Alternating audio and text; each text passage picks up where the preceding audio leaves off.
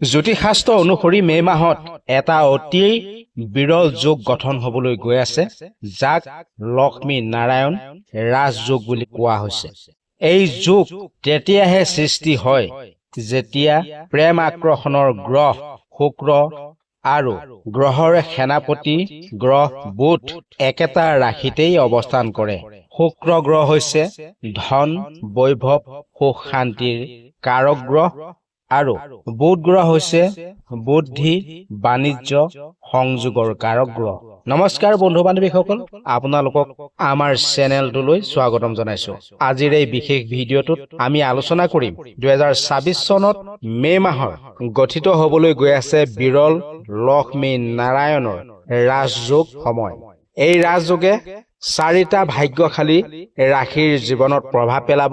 তেওঁলোকৰ জীৱনত ধন সম্পদ কৰ্ম সংযোগ চাকৰি ব্যৱসায় উন্নতি মান সন্মান আৰু জীৱনৰ নতুন সোণালী সুযোগ লাভ কৰিবলৈ সক্ষম হ'ব। ভিডিঅ'টো আপোনালোকে শেষলৈকে চাবলৈ ধৈৰ্য ৰাখিব। এই ৰাজযোগৰ সময়ত কোনকেইটা বিশেষ উপায় আপোনালোকে অধিক লাভান্বিত হ'ব সেই বিষয়ে বিতংকে আলোচনা কৰা হ'ব। প্ৰথমতে আমি জানি লোৱা হওক লক্ষ্মী নাৰায়ণ ৰাজযোগ কি।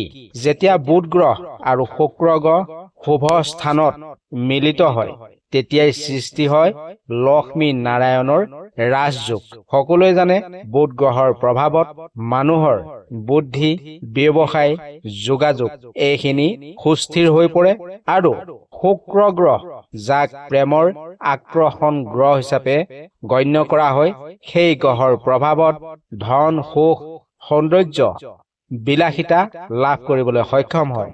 এই দুইটা গ্ৰহৰ মিলনে চাৰিটা ৰাশিৰ জাতক জাতিকাসকলৰ জীৱনত এক সৌভাগ্যময় সময় লৈ আনিব। তেওঁলোকে ধন লাভ কৰিবলৈ সক্ষম হ'ব, সৌভাগ্য পাবলৈ সক্ষম হ'ব, নতুন সুযোগ তেওঁলোকৰ জীৱনলৈ আহিব।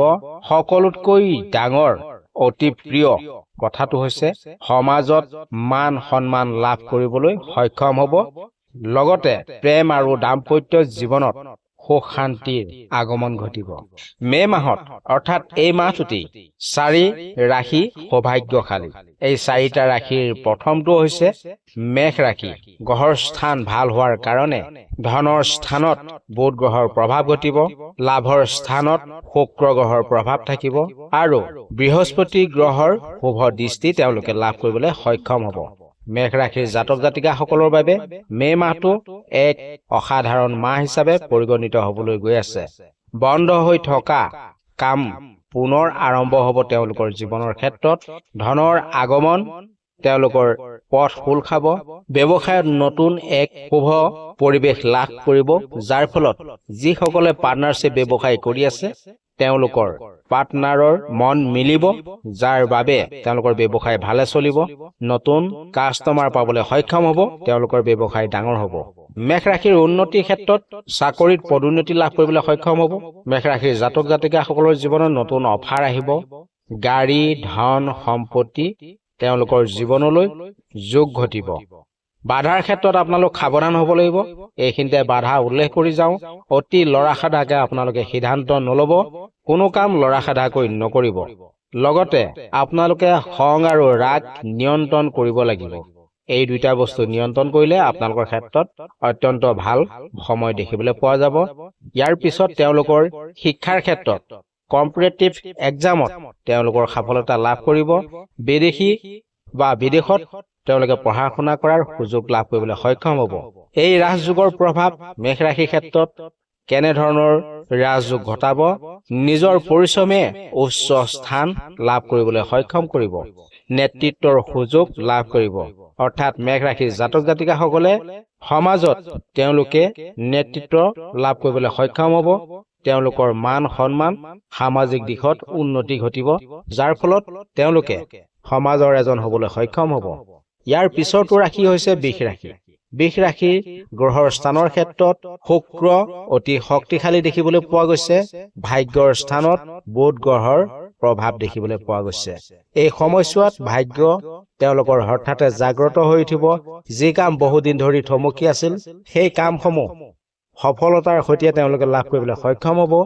বিদেশী যাত্ৰা তেওঁলোকৰ ক্ষেত্ৰত শুভ আছে তেওঁলোকে বিদেশ যাত্ৰা কৰাৰ ফলত তেওঁলোকৰ হাতলৈ টকা পইচাৰ আগমন ঘটিব চাকৰিৰ ক্ষেত্ৰত তেওঁলোকৰ দৰমহাকে ধৰি বেতন বৃদ্ধি পাব ব্যৱসায়ত ভাল লাভ হ'বলৈ গৈ আছে তেওঁলোকে দুটা ক্ষেত্ৰত সাৱধান থাকিব লাগিব প্ৰথমটো হৈছে আলসতা তেওঁলোকে ত্যাগ কৰিব লাগিব তেওঁলোকৰ মনত এলাহৰ ভাৱ থাকিবলৈ দিব নালাগিব আনটো হৈছে স্বাস্থ্যৰ প্ৰতি যত্ন ল'ব লাগিব স্বাস্থ্যৰ প্ৰতি তেওঁলোকে খাদ্যৰ প্ৰাণৰ পৰা ধৰি সকলোতে গুৰুত্ব দিলে ভাল শিক্ষাৰ ক্ষেত্ৰত উচ্চ শিক্ষাৰ সুযোগ লাভ কৰিবলৈ সক্ষম হ'ব কম্পিউটাৰ ফাইনেন্স আৰ্টছ এইবিলাক ক্ষেত্ৰত অত্যন্ত ভাল সময় তেওঁলোকে দেখিবলৈ পাব তেওঁলোকৰ ৰাজযোগৰ প্ৰভাৱত ধন লাভ ঘৰ গাড়ী সামাজিক প্ৰতিষ্ঠান এইসমূহত তেওঁলোকৰ উন্নতি দেখিবলৈ পোৱা যাব ইয়াৰ পিছতো ৰাশি হৈছে সিংহ ৰাশি কৰ্মৰ স্থানত বুধ গ্ৰহৰ প্ৰভাৱ আছে লাভৰ স্থানত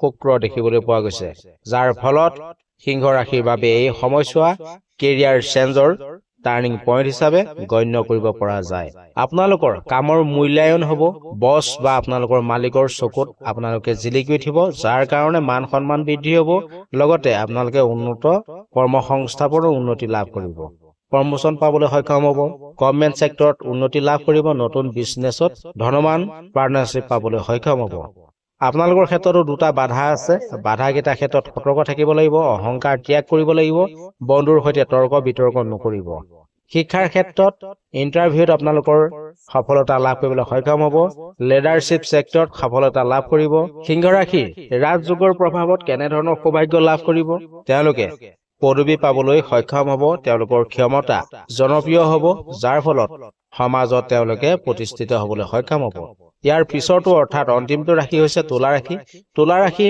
ভাগ্যৰ স্থানত শুক্ৰৰ প্ৰভাৱ আছে ধনৰ স্থানত বুধৰ প্ৰভাৱ দেখিবলৈ পোৱা গৈছে যাৰ ফলত তুলা ৰাশিৰ বাবে এই সময়ত প্ৰেম ধন সুখ এটাকেইটা ভালৰ দিশত দেখিবলৈ পোৱা যাব ঘৰত সুখ শান্তি থাকিব ৰিলেশ্যনশ্বিপত মজবুত দেখিবলৈ পোৱা যাব উন্নতিৰ ক্ষেত্ৰত বিবাহিত জীৱন সৌভাগ্যৱান ব্যক্তিৰ লগ পাবলৈ সক্ষম হ'ব ব্যৱসায়িক পাৰ্টনাৰশ্বিপত সফলতা লাভ কৰিবলৈ সক্ষম হ'ব নতুন সম্পত্তি লাভ কৰাৰ ক্ষেত্ৰত তেওঁলোকৰ সুযোগ খোল খাই পৰিছে আপোনালোকৰ ক্ষেত্ৰতো দুটা বাধা আপোনালোকে মানি চলিব লাগিব সিদ্ধান্ত ল'বলৈ দেৰি নকৰিব সকলোকে ভৰসা নকৰিব লগতে আনৰ চিন্তা কৰিবলৈ এৰি দিয়ক তুলা ৰাশি এইকেইটা ক্ষেত্ৰত সতৰ্ক হলে নিশ্চয় সফলতা লাভ কৰিবলৈ সক্ষম হ'ব শিক্ষাৰ ক্ষেত্ৰত ক্ৰিয়েটিভ ফিল্ডত আপোনালোকে জয়লাভ কৰিবলৈ সক্ষম হ'ব মিডিয়া ডিজাইন মিউজিকত উন্নতি লাভ কৰিবলৈ সক্ষম হ'ব ৰাজযোগৰ প্ৰভাৱত আপোনালোকৰ জীৱনলৈ ধন সম্পত্তি বিলাসী জীৱন আহিবলৈ সক্ষম হ'ব প্ৰেম জীৱন সফলতাৰ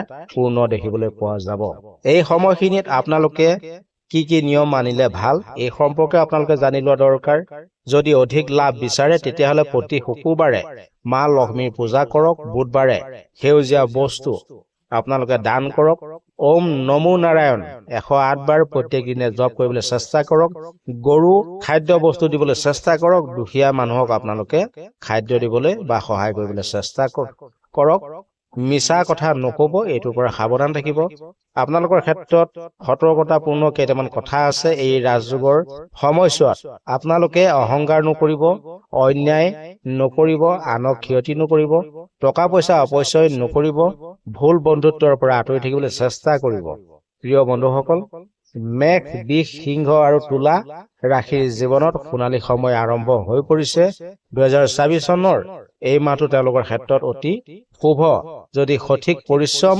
সঠিক সিদ্ধান্ত আপোনালোকে লয় তেন্তে এই ৰাজযোগৰ সময়ছোৱাত আপোনালোকৰ জীৱন সলনি হৈ পৰিব পাৰে প্ৰিয় বন্ধুসকল এয়াই আছিল চাৰিটা ৰাশিৰ ৰাজযোগৰ সময়ৰ বৰ্ণনা তেওঁলোকৰ উন্নতি তেওঁলোকৰ সৌভাগ্য লাভ কৰিবলৈ সময় আহি পৰিছে গতিকে আপোনালোকে আটাইকেইটা কথা গুৰুত্ব দিলে চাৰিটা ৰাশিৰ জীৱনত জয় জয় মই দেখিবলৈ পোৱা যাব ভিডিঅ'টো যদি ভাল লাগিছে লাইক কৰি দিব কমেন্টত আপোনালোকৰ মতামত লিখিবলৈ নাপাহৰিব লগতে জয় মা লক্ষ্মী নাৰায়ণ বুলি লিখি 10 জনৰ মাজত ভিডিঅ'টো শ্বেয়াৰ কৰি দিবলৈ নাপাহৰিব চেনেলটো সাবস্ক্ৰাইব কৰি ল'ব ওচৰতে থকা বেল আইকনটো টিপি ৰাখিব পুনৰ লগ পাম নতুন এটা ভিডিঅ'ৰ লগত তেতিয়ালৈকে আপোনালোকে সৌভাগ্যৰে থাকক সুস্বাস্থ্য হৈ থাকক তাৰে কামনা কৰি আজিলৈ ধন্যবাদ